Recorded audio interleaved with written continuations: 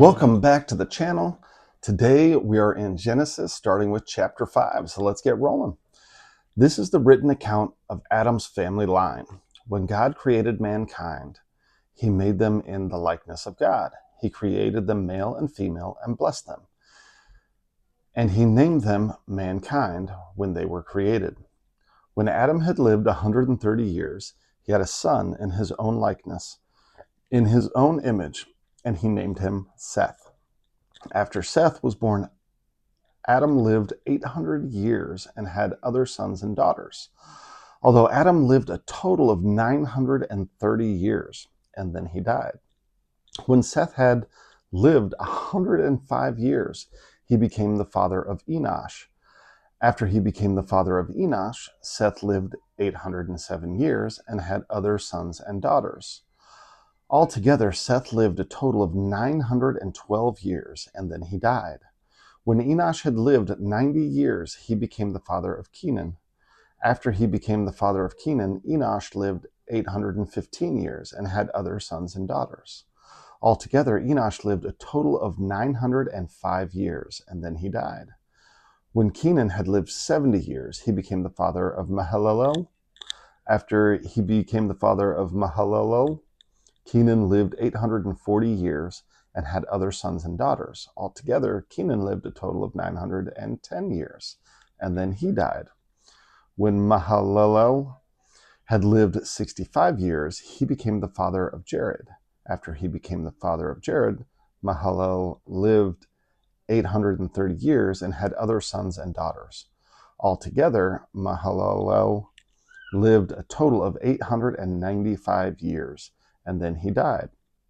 When Jared had lived 162 years, he became the father of Enoch. After he became the father of Enoch, Jared lived 800 years and had other sons and daughters. Altogether, Jared lived a total of 962 years, and then he died. When Enosh had lived 65 years, he became the father of Methuselah.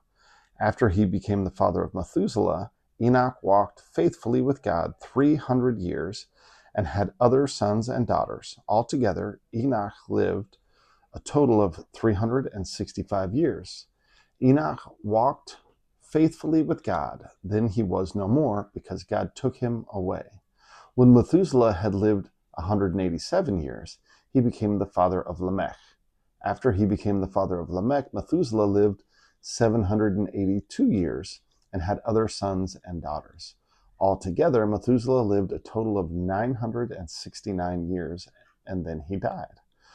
When Lamech had lived 182 years, he had a son. He named him Noah, and said, "He will comfort us in the labor and painful toil of our hands, caused by the ground the Lord has cursed." After Noah was born, Lamech lived 595 years and had other sons and daughters. Altogether, Lamech lived a total of 777 years, and then he died. After Noah was 500 years old, he became the father of Shem, Ham, and Japheth. All right, so here we're getting the lineage from Adam to Noah. And genealogy it's very simple when we get to a genealogy section in scripture to kind of tune out a little bit. But there's a couple important things that kind of jumped out to me. Was one, Enoch is the only one that it says he walked faithfully with God. Now, I'm not entirely sure what that means, but to walk faithfully with God is something extremely beautiful.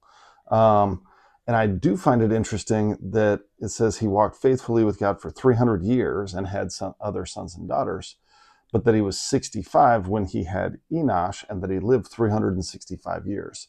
So it's almost as if something happened around that time that for 300 years, maybe when he had a child and had a son, he started to walk with God, or for 300 years, he walked with God faithfully.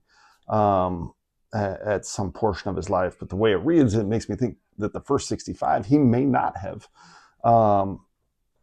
been walking faithfully with God. The other piece was that it's the only one where it doesn't say he died.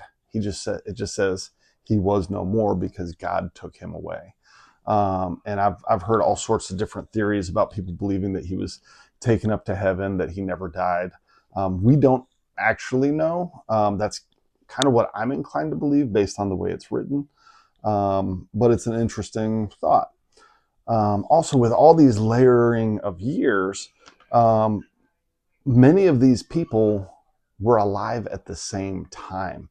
Even when Noah was born, we may have had all the way back to Mahalalel or Kenan that was still alive, because a lot of these folks lived 900, 800, 700, almost 1,000 years before passing.